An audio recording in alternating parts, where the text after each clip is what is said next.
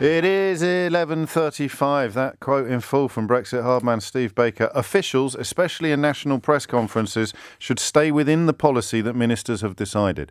Not for the first time. You have to conclude Steve Baker lacks the intelligence to realise how much intelligence he lacks. Why would you have officials at a national press conference if they're just going to parrot what the politicians are saying? There's a reason why they're there, Big Steve. It's so that journalists can ask them questions. And you may or may not have noticed, but Boris Johnson's relationship with the truth is somewhat strained, you know?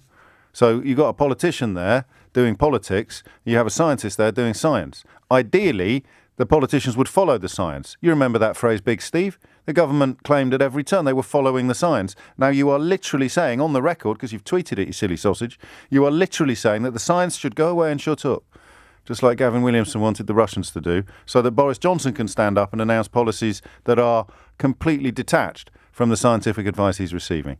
Give your head a wobble, will you, Brexit hardman Steve Baker? Honestly, quite incredible to think that you were working in quite a high-up position at Lehman's just before it went under and triggered the entire global financial crash back in 2008 before heading on to be a politician promising that Brexit would bring untold benefits and riches to this country. It's quite a track record you got there, Steve.